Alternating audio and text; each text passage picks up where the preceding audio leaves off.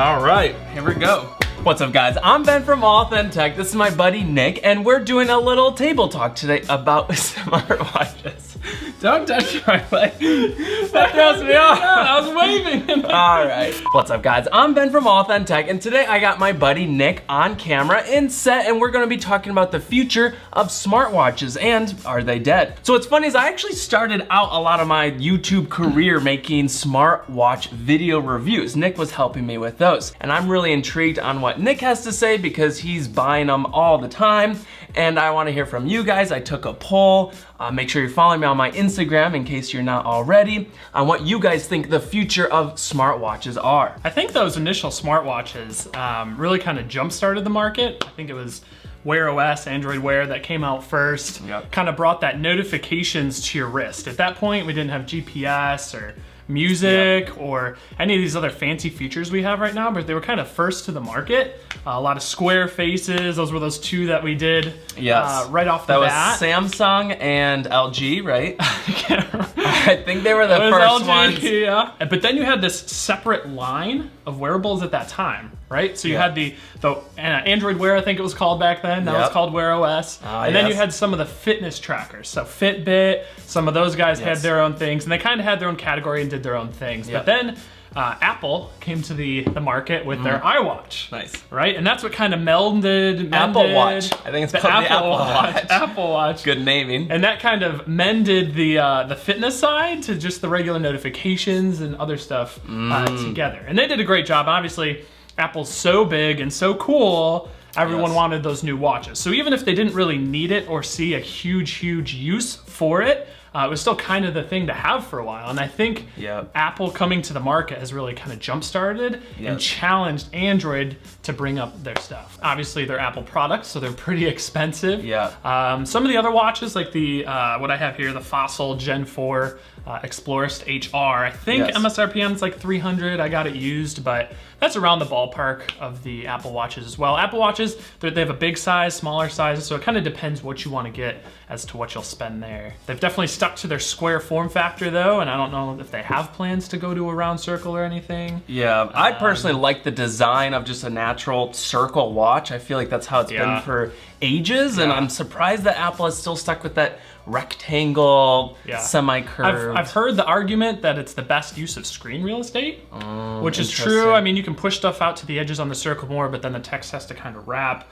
For me though, like you said, it's the traditional circle. I've worn watches before, smartwatches, so it definitely, I prefer it over a square watch. So looking back, smartwatches I felt like had a big upward trends. They were super hot. Samsung, LG, they were all trying to get into it. Like you said, Fitbit, and then all of a sudden things kind of tiered off. Looking ahead, do you think with that new Google Pixel watch and things will start to pick back up? Yeah, I think, I don't know if everyone's heard, but Google bought a big chunk of Fossil's smartwatch side, and I believe even their engineers and stuff are coming over to Google to help work on stuff for Google. So obviously, Google's been kind of quiet for a while with their hardware. They don't have any watch hardware, and even Android Wear OS has had updates here and there. But now they're definitely making a push. I think they're gearing up to fight Apple.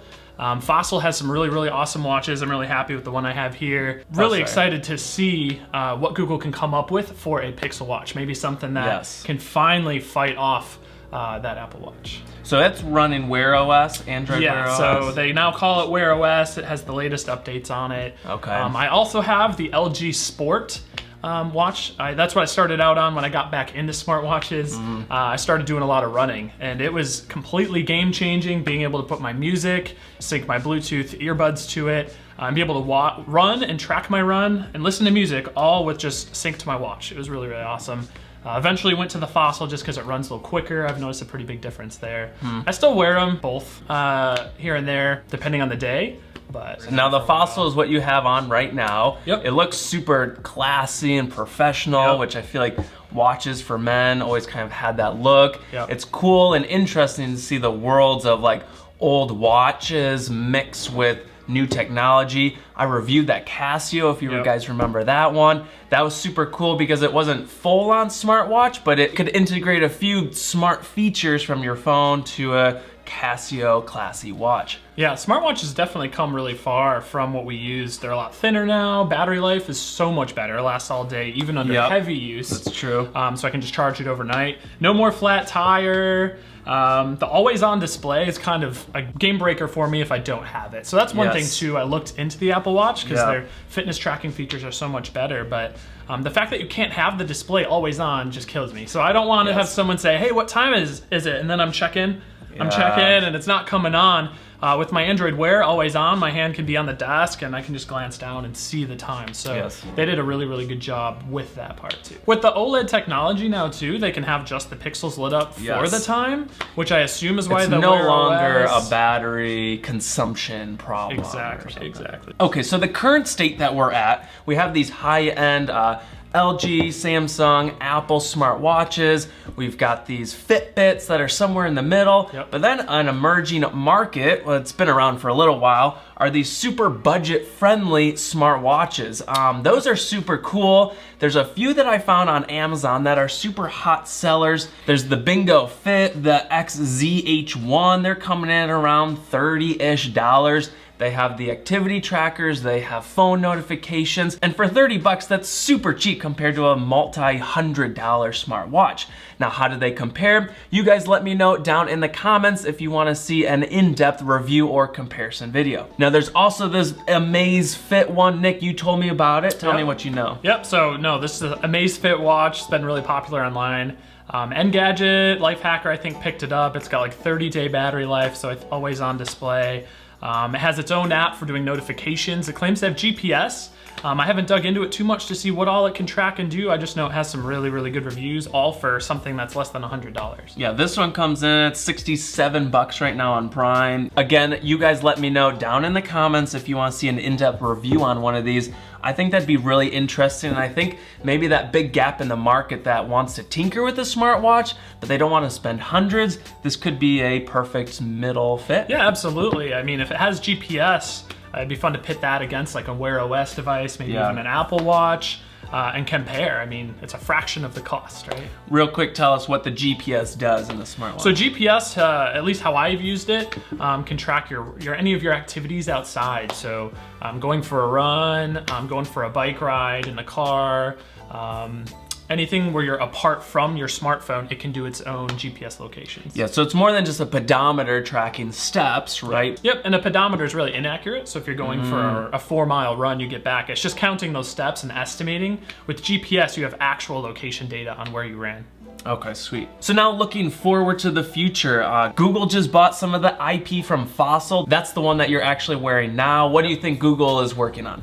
Yeah, as we mentioned before, they're definitely gearing up to put out a Pixel watch. It was rumored that, I believe, at the end of 2018, they were gonna release some type of Pixel watch in their big release keynote. Unfortunately, they never did, probably because they bought Fossil and now they wanna try to get something out that's different. I think plenty of the Fossil watches already could be pretty good competitors to the Apple Watch, but given Google's now joined them, I'm really hoping for something awesome to come out. That's awesome. I'm super excited to see what Google Pixel Watch would look like, and I think 2019 might be the year. So let's real quick cover what are the benefits and features of a smartwatch. Who is the audience for that sort of product? Yeah, so as you've said before, you used to have a smartwatch and no longer deem it necessary to have one. I think there's kind of two different categories of people. There's the health nuts that want to track every step they do. They want to track their workouts and anything else.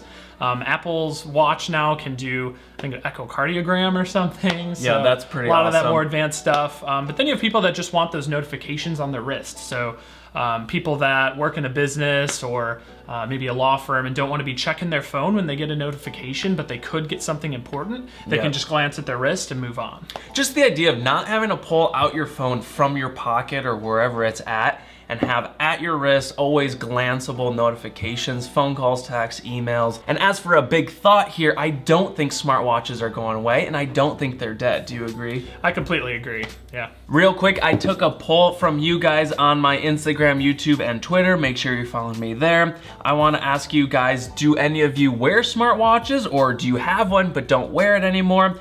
And then do you not have a smartwatch? And I was really intrigued by the split. 55% of you said no, you either don't have one or you're not into them.